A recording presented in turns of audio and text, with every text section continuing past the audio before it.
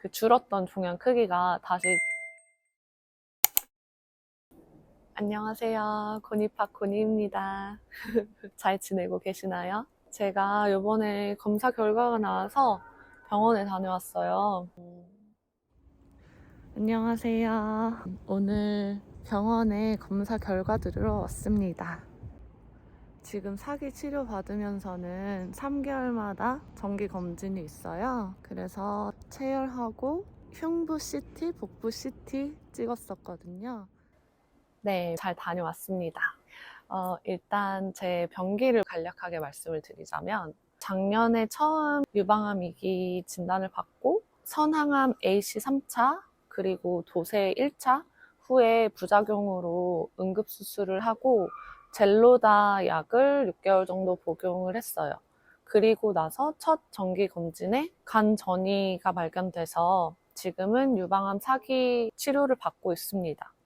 처음에 발견됐던 그 전이된 암세포의 크기는 약 3cm 정도였고 제가 사기 치료를 시작하면서 처음 맞았던 항암 주사는 젬자랑 카보라는 약으로 시작을 했어요. 치료를 하면서 약의 반응을 봐야 되기 때문에 3개월마다 검진이 있는데 제가 젬자 카보 시작한 이후에 첫 검진이었던 지난 검진에서는 종양의 경계도 조금 흐려지고 종양 크기 또한 2.4cm 정도로 작아졌다는 결과를 받았었습니다. 그리고 나서 또 3개월이 흘러서 이번에 검진을 또 받은 건데 그 줄었던 종양 크기가 다시 좀 커졌다는 결과가 나왔습니다. 그래서 처음 제가 전이를 발견할 때 종양 크기가 약 3cm 정도였고 3개월 검진에서는 약 2.4cm 로 줄었던 종양이 이번 CT 검사 결과에서는 다시 약 3.2cm 정도로 커졌다고 해요.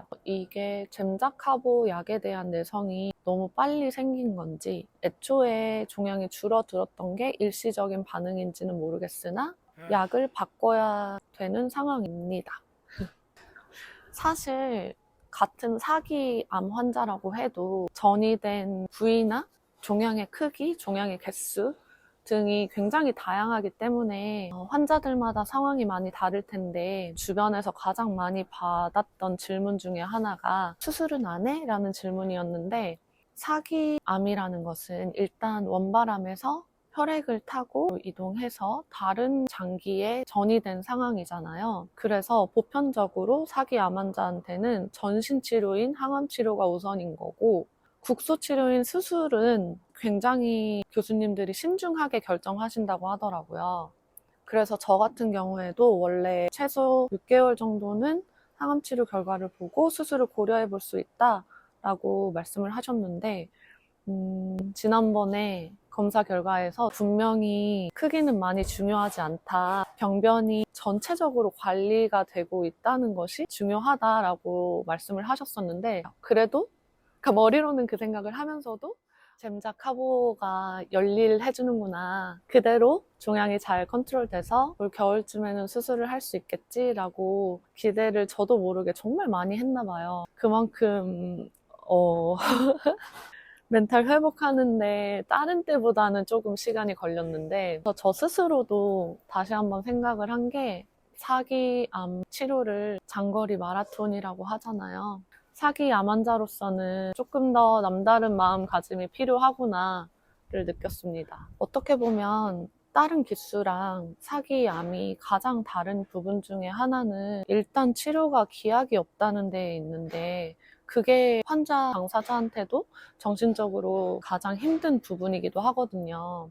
저도 자세하게 의학적인 이유까지는 알지 못하지만 한 환자가 이미 한 번 썼던 항암제는 또 다시 쓸 수가 없더라고요. 예를 들어 제가 작년부터 여태까지 썼던 그 약들은 저한테 2번 다시 쓸 수 없는 약들이 되는 것 같더라고요.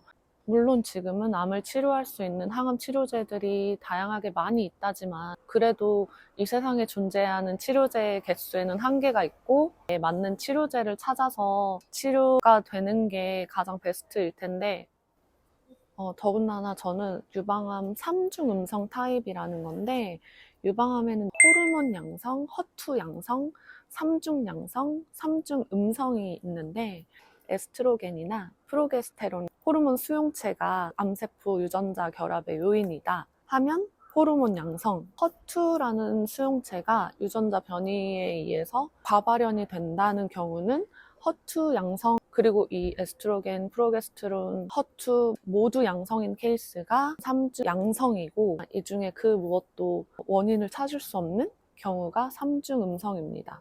원인이 있어야 그나마 그거를 표적해서 치료를 할 텐데 3중 음성 같은 경우는 다른 타입의 유방암보다 치료가 조금 더 어렵다고 해요. 또 항암제에도 종류가 있는데 표적 항암제, 면역 항암제, 독성 항암제로 나뉩니다. 3중 음성 유방암은 유전자 변이가 있지 않은 이상 쓸 수 있는 표적 항암제는 거의 없어요.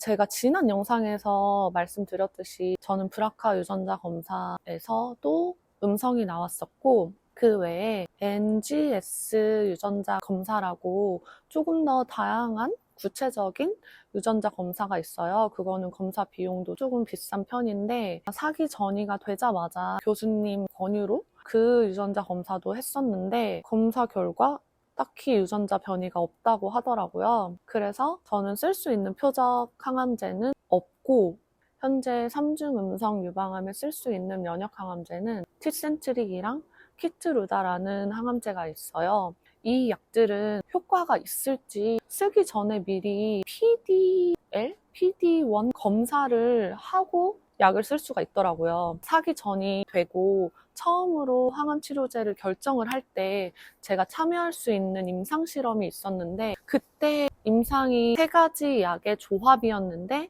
그 중에 하나가 티센트릭이었어요. 그래서 티센트릭에 대한 반응 검사는 했었는데 안타깝게도 음성이 나와서 티센트릭 약도 쓰지 못했었거든요.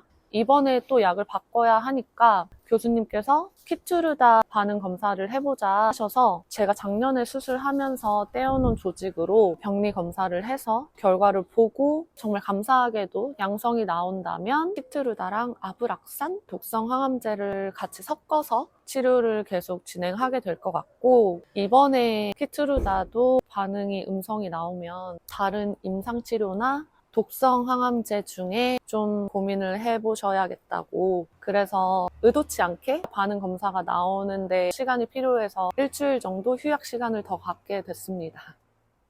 사실 이번에 한 번 더 느낀 게, 치료를 하면서 몸이 잘 버티는 것도 중요하지만 멘탈 관리가 중요하잖아요. 물론 미래에 대해서 항상 긍정적인 마음을 가지되 어느 정도는 현실적으로 지금 내 병에 대한 상황을 잘 알고 있어야 될 것 같아요. 그래야 이렇게 중간에 조금씩 기대와 다른 일이 생겨도 그나마 덤덤하게 받아들일 수 있지 않을까. 이게 저 스스로도 정말 어렵다고 생각을 해서 저 자신에게 하는 말이기도 해요. 긍정적인 마음은 유지를 하되 치료하다 보면 이런 바라지 않은 일들도 생길 수 있으니까, 사실 좋지 않은 소식이면 항상 웃고 있을 순 없잖아요. 울더라도 짧게 울고 순간적으로 나쁜 상황인 것 같아도 항상 그 다음에도 또 방법이 있으니까, 그러다 보면 결국에는 잘 될 거라고 생각하고 치료 열심히 받겠습니다.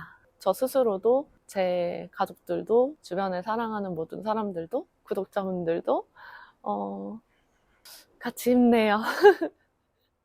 그래서 계속 치료를 잘 받을 거고, 다음 약도 정해지는 대로 소식 알려드릴게요. 이번 영상도 시청해주셔서 감사합니다. 다음 영상에서 또 만나요. 안녕!